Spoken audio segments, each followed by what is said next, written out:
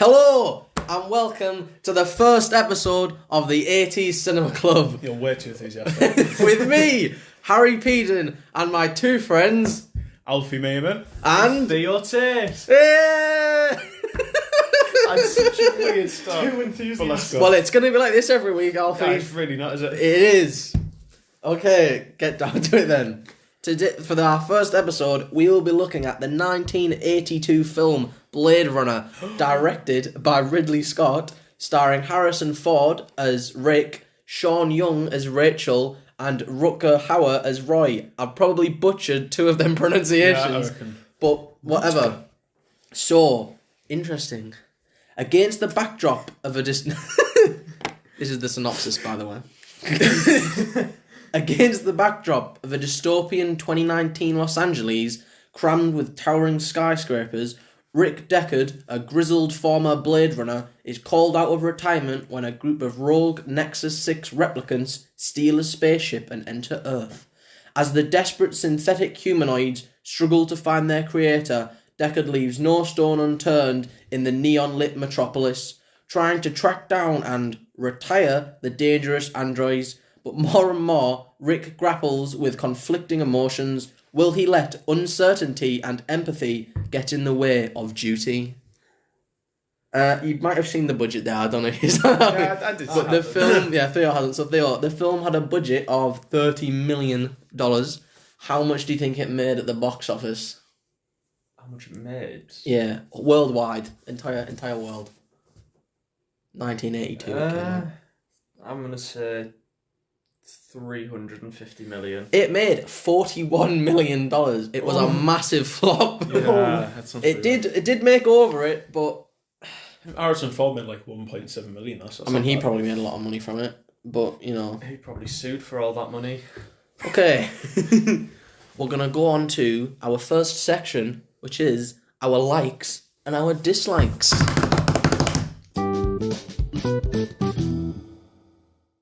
Okay. So first then, Theo, what did you like about Blade Runner? It's not necessarily about the film, but more on the acting side of it.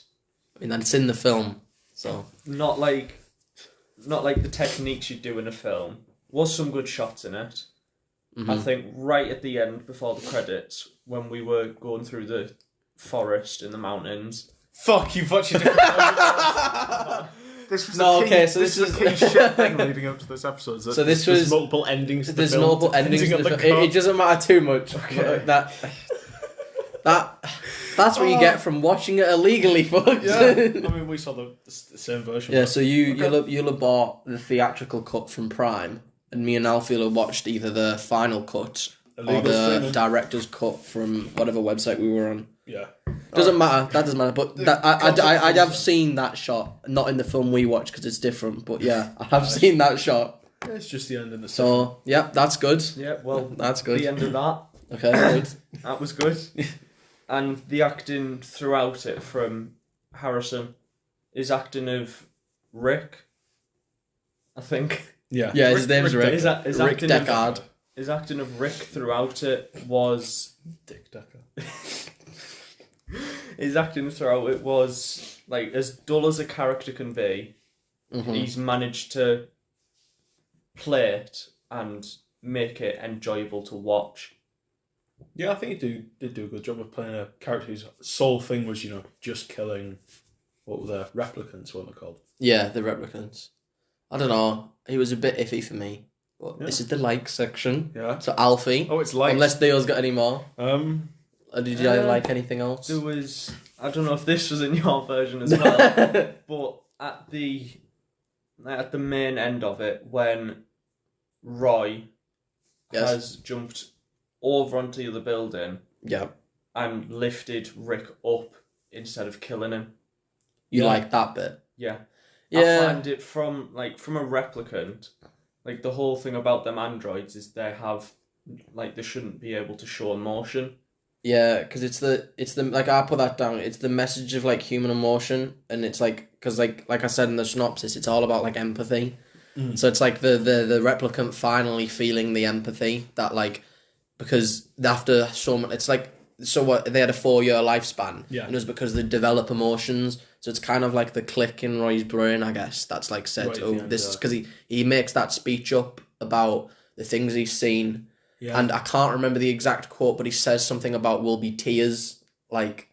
And I found out the actor who plays him, who I've already forgotten the name of, the Hauer guy.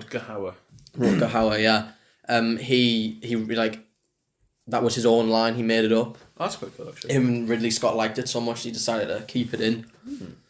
But yeah, any specific likes for you? I've got to say, my favourite from the entire thing was definitely the fact that Coca-Cola is flourishing so well in 2019 LA. Also, so the fact that LA looks so much different in 2019 in their interpretation. They made such a point of putting the Coca-Cola up twice. So many. The so product many shots placement in they the must have background. paid for that It's episode. ridiculous. And all the interesting Asian, Japanese influence around, I thought was quite interesting. I didn't really know why, if that's just like an association with sort of a higher technology civilization at the time. Yeah. But I thought it was quite interesting. Well, there was... I can't remember... This is me reading a load of trivia about it. But there's a point where there's a club somewhere. It's not actually like you don't visit it or anything. Right. But there's when he's in the street with all the street dealers and stuff. There's a club that's in Chinese. I think it says like Chinese no white. Oh, okay. So it's kind of like because obviously you know the weird detective dude who has the walking. Is it the walking stick? You know the one who does the Officer origami. Officer Gaff. I think he was Asian, wasn't he? I don't think so. Was he not? I don't know how to say this without sounding slightly That's offensive. maybe not then. Yeah. Oh my god. Let me have a look. If you go to your like... This is my just the memory person, not like- serving me correctly. Just like how I seen him in my version of it. It might have been a different actor, but I don't think it was. I think it's for some guy. he didn't look like he was like from Asian origin. I can say I had a different actor for Roy. Really? Yeah. What do you mean Who you had a did you different- have? The Roy guy, thingy guy? It's the same. Yeah. It can't be a different person. No, I had Roger Batty. Roger Batty was playing Roy in. No, The it's front version. not Roger Batty. His name is Roy Batty. I'm sure I've seen Roger Batty. Wait, what? Maybe that was the... who knows? He is... well, the actor is of Mexican-Japanese heritage, so... Yeah, there you possibly. go. So Possibly. this is not me being entirely racist then. Sorry, not the actor, the character is. Yeah, so that's what I mean. It's not me being racist. It's like it True. seemed to be quite like Los Angeles then. Yeah. Maybe it might have been a Chinatown or like a little Tokyo or It whatever did they seem call like them. a lot of it But it was- was very set around, and I don't know. I didn't find anything about that. Might But- have to do further research. I think my main likes about it were just the special effects mainly. I thought like they were insane for like 1982. I wrote that too. The It's visuals like are because pretty there's no proper CGI. Like well, there isn't. CGI wasn't properly used. Like things like Jurassic Park used animatronics and CGI, and that was like the 90s, and that was one of your big first things to use it. And I thought, like the hover cars, like they're all practical, obviously, and then using special effects. But like they built them, and then the industries that the factories and that and the home where all the replicants are built on Earth, like the guy who owns it. It's like. Yeah. That's a mental thing to look at, and I'm watching this film thinking this looks a lot better than it should for like the year it came out. Like if you think like Ridley Scott directed Alien in I think it was 78 or 79 when that came out, and yes, it was made by I think it was made in Britain, like a British film, but it still stands up with its special effects, but not for that, and it Yeah, definitely had a definitely not it definitely had a lower budget. But still, like the progression that was made, Yeah. and like I thought it looked like insane. I was consistently impressed by the visuals, to be fair. Slightly let down on the audio side. I found the audio to be... Yeah, Audio quality, it almost felt like it was dubbed over in certain places. Like when he was talking to the snake dealer, I thought the audio was a bit strange there. But equally, that must be a thing of when it was made more than anything. I did also write cool hairdryer in my Yes. likes for notes because I was fishbowl really hairdryer. I was really fishing for things to like about this film. It's a fishbowl. Get it? Yeah. So anyway, That's a good hairdryer. No. It was a good hairdryer. No hands. I But- mean, I think the way, like, you think of it, 1980s, like, their thought of what, like, 2019, Yeah. Been, yeah. modern day It was was, very cool. like, they they're thinking we're living in a civilization with like AI, all that around us everywhere. And we've got ChatGPT, but we got ChatGPT. But you think of it like the difference to how the world, like how LA looked in 2019 to how it looked in Blade Runner. Yeah. Is a massive difference. Well, in the original novel it's based off. Yes. Do androids dream of electric sheep, I think it was. Yep. Yeah. I think that book is set in the earlier 2000s. The book was written in 68. So it's already showing that the people in the 1980s, to trying to fit their story, are already compensating for the time. Yeah. Oh yeah, because it's like 20 years it's like oh, this is only 30 years off now. Yeah. It's like, are we really gonna be there by then? When like that was like, it was like obviously like 14 years after the book was written. You got double distilled science fiction going on. And yeah, well, move on to the dislikes, Theo. What did you gonna be a dislike longer about the section, film? There was. I just think I don't think the storyline throughout from start to finish was like, it wasn't as flowing as it could have been. Like, it went off track quite a lot. Yeah, I definitely agree. It seemed to have like a weird flow to it. I mean, the original cut was 4 hours long. Wow. And Ridley Scott had to cut it down because apparently the 4 hour cut wasn't very good. And I wonder why. you know, yeah, I wonder why. Neither was the 2 hour version. Yeah. I think that's, you know. Definitely some reservations. I mean, on my part, I kind of found that. I'm trying to think how to put it into words. Like Theo was saying, that at the start it took a long time for it to really feel like it was getting into gear. It did feel very disjointed. At the start, especially with the story. And one of my very nitpicky things is that just after an hour, when there's the fight scene between Harrison Ford's character Rick and the replica Leon, there's a really shoddy cut where the gun's slapped away, and it's a very minor thing, but it's like you can just see where it's been cut, and it kind of irked me. It was a really weird film because it's a film based solely off the message it brings about human empathy and human emotions, whereas it doesn't seem to like. The message is really good, and you can kind of see the message, but actual film they shot wasn't a very good way, I think, of posing it. Yeah. Like, the idea was brilliant, and in my likes I put the world building was really good, but I don't know, it's like, the replicants to me didn't seem that threatening. It's like, there was moments where they did, but then they talk about them being like, yeah, exactly, like they'd run away from like they were taught to be like as smart as their creators, as like, you know, if not smarter, yeah. You know, if you know they're really fast, they're really strong. Like Roy at one point he pushes his head through a wall. Like why couldn't when the snake charmer lady, I think it was like, was it Voira or something? I can't. It's a really awful name. I didn't get the name. Yeah, this is how forgetful this film is because there's so many of them. There's so many of them you just come across, but like she could have like punched a hole through Rick, like she could have killed him. Yeah, but it was the thing of like when she did. If I'm thinking of the right bit, he just like from our version that I watched, he got hit.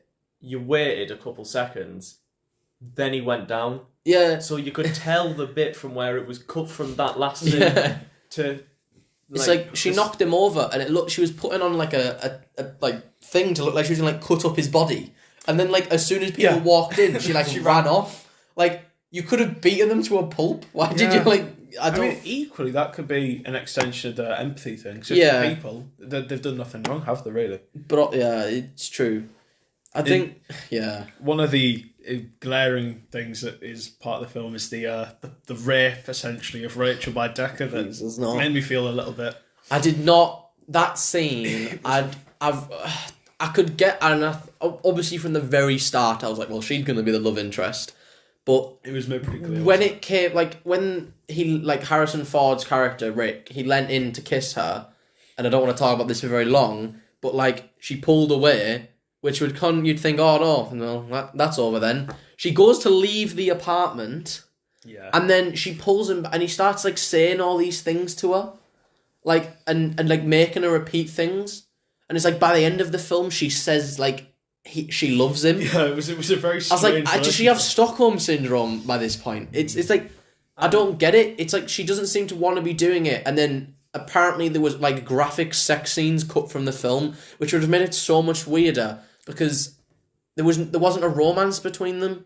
Yeah, it was like a forced thing put in, and I just like wasn't romantic when he was like saying, "Oh, you know, tell me you want me," and it's like, but she doesn't. Like, do you know what I mean? I mean, you think about it as well, like the 80s and like where we are now. True. It's two yeah. completely different times. There was no such thing as like intimacy coordinators on set. Like, you know, women were probably still treated pretty badly on. So it's like big. This was a big Hollywood set. Harrison Ford, apparently they really didn't get along with each other. Like, it's not a very, I don't know, it's not a very stable environment to be working on for something. I just don't think it came off right. It definitely didn't come off right. And that kind of goes into my other dislike of, this might upset Theo, I hated Harrison Ford in this film. Dun, dun, dun.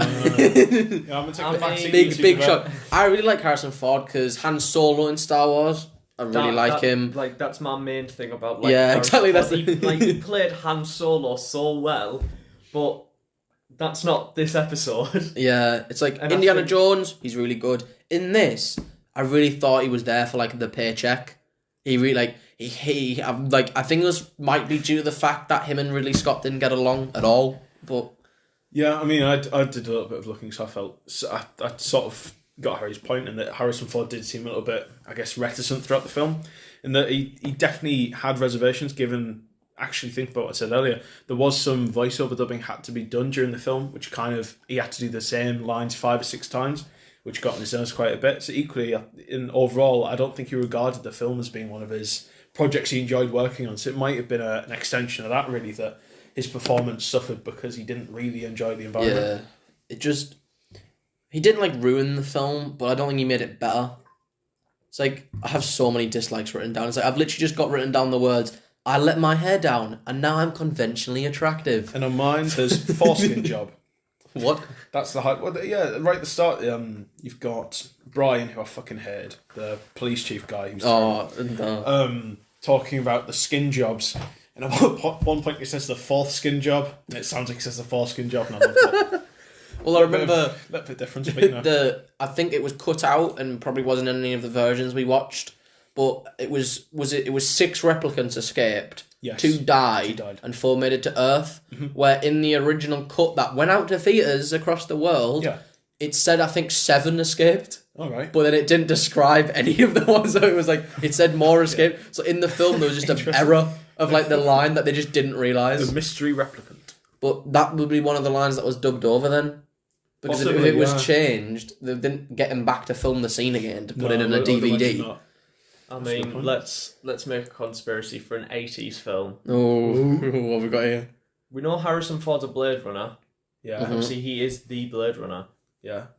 Could that 7th replicant have been... What, been him? Could that have been a replicant of Rick? Well, no, because the whole... the mystery of it is Rick might be a replicant. Mm. But the only thing I think about that is the police must know he's a replicant, because if he crashed on, he can't have crashed on Earth with that shit, because 1, they edited the mistake out, and 2, like, I don't like the idea of Rick being a replicant, because that was the original like idea, and it was never going to be said he definitely is. It's heavily leaned into, but like he's like Rachel in having memories. Like we seem to have that he has memories of things, but we don't know, because the police chief talks to him like he knew him. So that means he must have been alive for more than 4 years. He does mention that he was retired at one point, which I don't know. Obviously, he could have worked with them for 2 or 3 years and built up a career, and then retired very recently, and they've brought him back. But that is definitely a thing.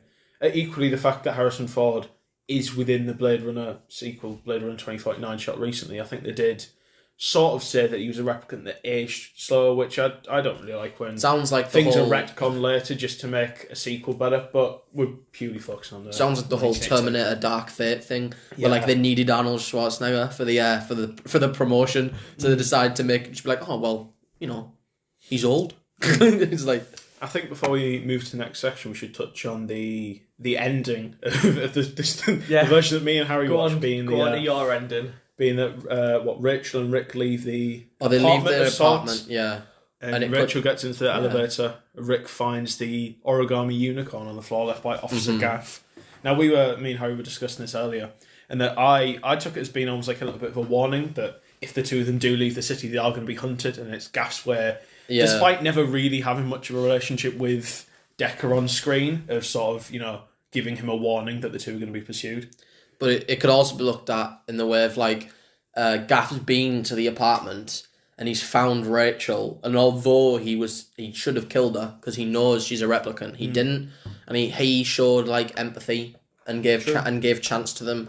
And the other thing is that the unicorn could symbolize that they can see into Rick's mind, which means he's a replicant because they plug him in. They know that he's had that long ass unicorn dream. Yeah, exactly. So it's like they know something. Which I like that it ended on that note, because it left it at that. Yeah, you don't point know where you're left questioning and thinking for yourself, which I quite like in films where it's not explicitly said but leaned into enough to make people think that. Yeah, you don't know if they escaped Los Angeles, because it's not. That's like I like to think it's annoying we've watched two versions because in Theo's one you see him happily ever after living in the forest, but that wasn't Ridley Scott because I think the producers in that intervened and changed it obviously for an American ending because it needs to be happy in America. But instead they went Ridley Scott when he had creative control and he released all the different versions like 30 years later. Yeah, it was like well actually I wanted to just cut the black credits. Yeah. Which I think that's a kind of thing I like, but yeah, it is very open-ended, and like the thing he goes off with Rachel, it's like why? You probably had a whole like on-screen thing with her for like 15 minutes. Yeah, and the relationship still stumps me. There's obviously some very famous things from it, like the Voight-Kampff test. Yes. Which is obviously trying to get an emotional reaction from them to figure out if they're a replicant or not, because they're not supposed to have emotions. So if they can't trigger anything or they get overwhelmed by trying to simulate it, obviously, then you realise. But I think that's it. I put, why is there a newspaper in futuristic 2019? Yes. Newspapers are sadly going out of fashion now. Yeah. Why? Sadly. Yeah. My dad still does the crossword. The only thing they're good for now. Yeah, you have newspapers, but then high-powered microscopes on the street to analyse fish or snake scales, which I find quite fun. Yeah, I do like the world building in the film. I know that's not a dislike, but it's like we sort of derailed off. Yeah, we've completely went general off this, discussion, but it is what it is. Yeah, but it's very true. Like going back to that test thing, I don't know if I'm guessing it started the same. You were in the corporation. Yeah. Like you were in there. He's doing that test. Like as soon as a question's answered about a replicant's mother, it derails off. Yeah, it's like it happened at the start. Like it's because he doesn't have a mother. Asked about his mother, he pulls out a gun. I'm guessing. Yeah, but then he's pulled out a gun. I know it's supposed to be futuristic, but how has he pulled out a gun and then the one doing the questions has went through a wall? Yeah. Well, the only place he could have pulled that gun from was his arsehole. Yeah. How he got that gun he must have been really checked before he went in. And two, do you know the guy he shot? He survived. I know the guy survived the first shot. I totally didn't realise that until I reread something. He literally survived. He went through a wall. It looks like I think he turns his back to the guy and then he shoots him and the chair goes through the wall. From what I saw at least. But I don't know. It's a weird.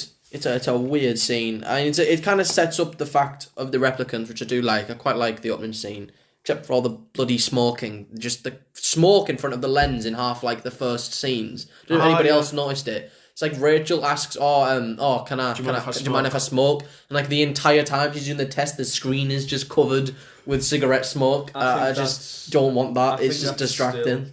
I think that's still the message from 1980s. Yeah. 1980s, I think, I don't know when it came out, but people still thought that smoking was good for you in the 80s. And there was a lot of fashion, wasn't it? Yeah. There was a lot of big tobacco and cigarette brands that probably did pay to have their cigarettes in that in their product place. Yeah, there wasn't laws on it. They didn't have to put a dying child on a cigarette box yet.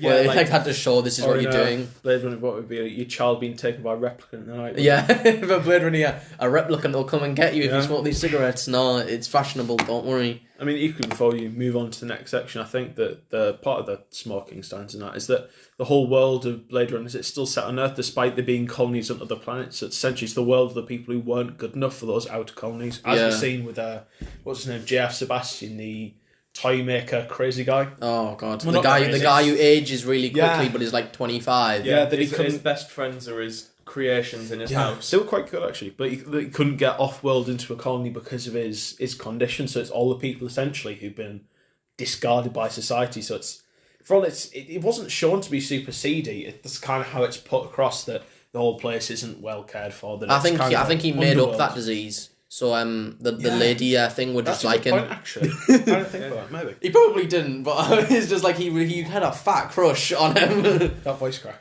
Okay, so we're gonna have to cut that, as in like stop it to time, because we want to know what our ratings were. I'm gonna do it at this section because it seems more fitting. Yep. So Theo, what did you rate Blade Runner that came out in 1982?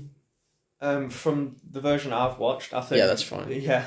The ending I've had described to me from what you've had, I would have much rather watched. And I think that probably would have boosted the rating up. Oh god. Like I would have preferred that ending. So I think for an early 80s film, obviously there's still developments happening within the film industry. Mm-hmm. I think it's... For an early 80s film, it could have been better. Because there is better films from early 80s. But I think it was very average.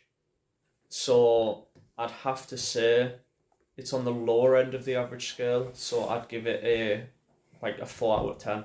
Okay. That's not, yeah. That's a bit different to what I've gone. Alfie, what? So essentially my notes end with visuals were good, which generally I felt throughout the whole thing that visually I was very impressed, given it being made in 1982.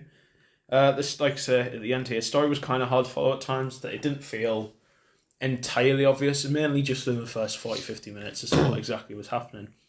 But overall, I was fairly impressed by it, not really knowing what to expect.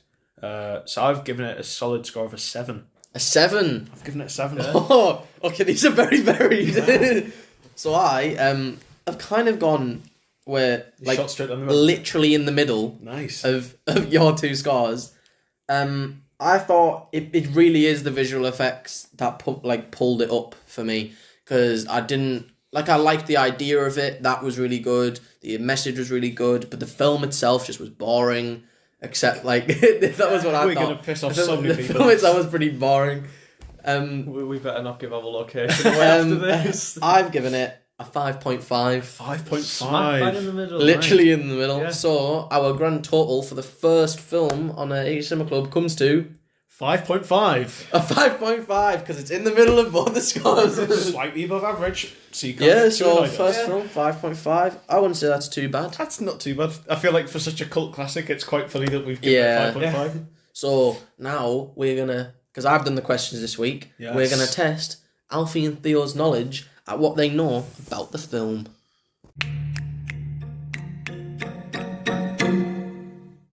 Okay, so you guys' first question the first question ever, but the question for this week. True or false? Yeah, please don't look at the screen. True or false? The opening shots of future Los Angeles skyline are inspired by industrial Teesside. Well, give what you think. Given it's such a Teesside being where we're from, for anyone who's not listening that knows us, giving it being such a niche and kind of underknown area of the UK, I'd probably have to go with that one being false myself. Phil? I mean, I can agree with what you're saying. It is very niche, but then you think, is it so niche that it could actually be true? Valid, yeah. Because, like you said, the director, he's done a film in Britain, hasn't he? Was it Alien? Well, he is British, and I'm pretty sure it was shot there because it used a British crew.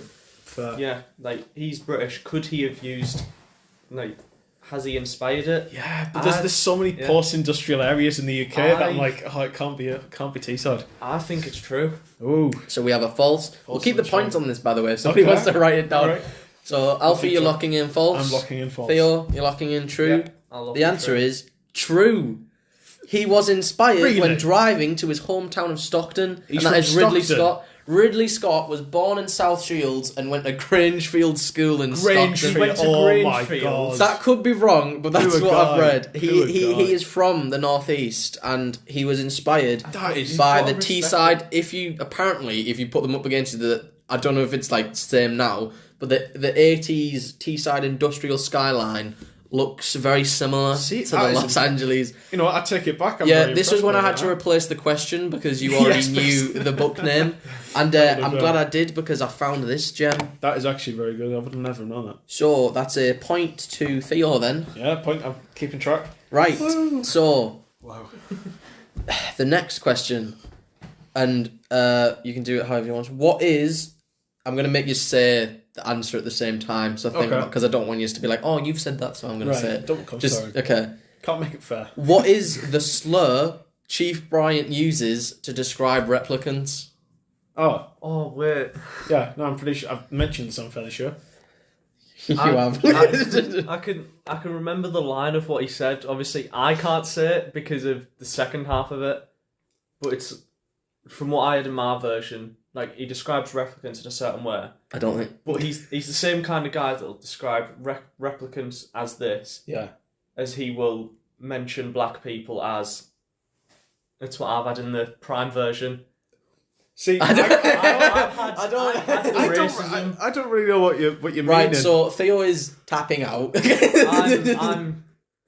I'm not sure what was said. Right, so you do not know then. Whisper to Harry. To say he doesn't know. Oh, right, okay. So, Alfie, what do you think it is? Skin jobs. You would be correct. He calls them skin jobs. Was that what you had? No, don't look at his face. No, because... We don't need an explanation, okay? Well, I'll explain. So, skin jobs, it's when he's talking to Rick when he's giving him the brief, he says 6 skin jobs have escaped. He like references them that as a derogatory term towards them. What about the 4th skin job? Make sure it's not the 4th skin. The 4th skin. Right. I don't know, because she was a woman. Yeah. So, final question. Oh, that'll be another point to Alfie then, by the way. Yes. Well, first point. Oh, yeah, point. Yeah, first point. Okay, right. Oh, no, I can read this, yeah. So, in a scene where Sean Young's character Rachel tries to leave the apartment, Harrison Ford pushed her away too hard, causing her harm. When Ford saw her look of anger, what did he do? A. Nothing. B. Say it wasn't his fault. Or C. Moon her. So... I know which one it isn't. I really want it to be C, Moon, because that is just funny. It's what would be the funny answer, but I can say I'm going to completely cut off C. Really? He did not moon her. See, I'm a bit hesitant now after getting that first question horribly wrong. It's from Teesside. So this is the actual actors, not the characters, right? Yeah, this is what Harrison Ford did. Okay, so I mean, honestly, I think it could be any of them because the two didn't get along very well, did they? No. You know what? I'm just going to lock in C Moon because C Moon. I've written these questions. I've misinterpreted the question. I thought it was like what happened in the film. No. Scene, but it's what happened after the. Yes, it's in the scene, but it's like. Sean was hurt. He'd pushed her away, and she'd been hurt by it. And Harrison Ford saw this. What did he do what did he do afterwards? It wasn't his fault. So you're saying B? He said it wasn't his fault. Yeah. The answer is C. Yes. Oh my God. He mooned her. What a great guy. Can we have a round of applause for Harrison Ford? Yeah. Harrison Ford, 1980s sex offender, but never brought up on it. That is. Oh my God. I couldn't not put that question in. I'm not gonna lie. If Harrison Ford gets arrested now for sexual assault, this podcast has nothing to do with it. I did not sexually assault someone. We're just gonna put it out there. Harrison. It's just indecent exposure. Yes, it's just illegal. No, I don't. Please don't Right, sue yeah, us. that was the question I found. I thought it was absolutely mental. And A good round of trivia, I'd say. yeah. So I think just going on from the questions, how relevant how relevant do you think this film is today? With its message, with its special effects, do you think it's watchable and still relevant in today's culture? I'd say that it definitely is still relevant. From looking at it, definitely you can see how it would have been very influential in cinema moving forwards from it being a very impressive visually film. I think in terms of the message of sort of, as Harry was saying earlier, human empathy as well as sort of the fear of death in the replicants, not really wanting to, admit that their life is going to end very soon, really. I think that there is still definitely relevance in the themes discussed.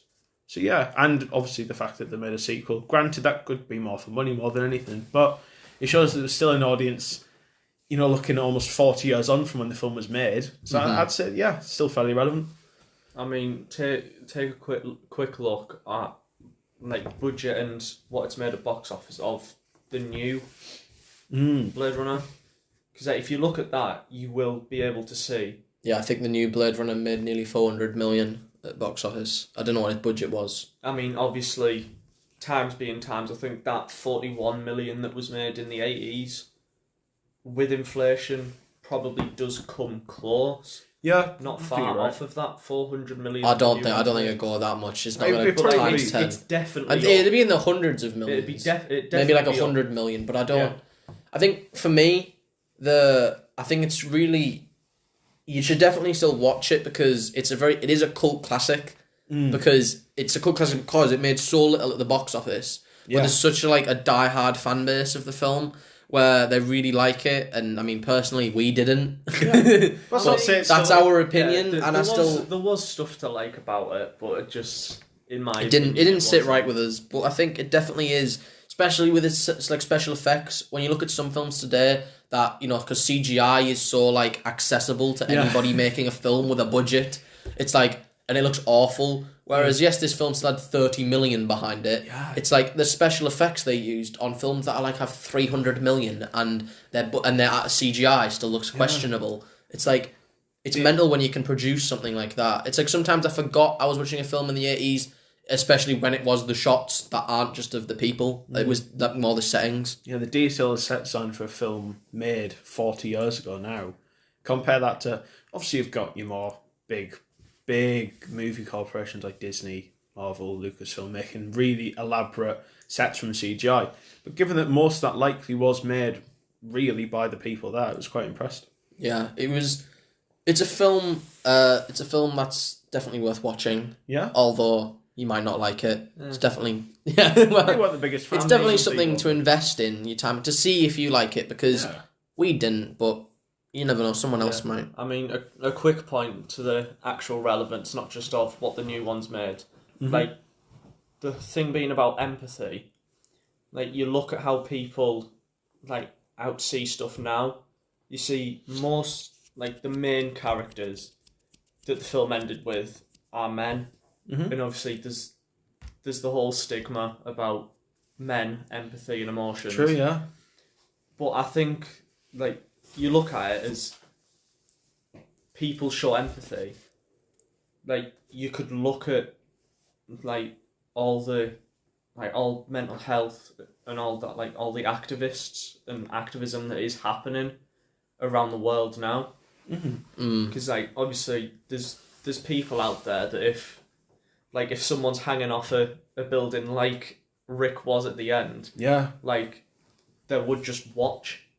But then you think there's still people out there that would do that, help the most they could to make sure that they didn't die. It's almost ironic in the end the guy who helps him is the person who was supposed to kill him, who isn't supposed to develop human emotions or empathy. It's the person who is trodden down on by society and is seen as a threat, really, isn't it?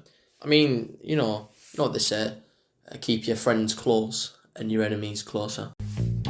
And that's it. Thank you for listening to our first episode of the 80s Cinema Club. You can follow us on, I think, all social medias, Instagram, Twitter, TikTok, Facebook, if you're into that, at 80s Cinema Club. Nothing else really to say. Next week we'll be covering Brazil, a 1985 film. And that's it really. Thanks for listening. Theo, say bye. Bye everyone. You don't have to do that. You don't have to do that. Yeah. Thank you everyone for listening. We'll be back next week. See ya.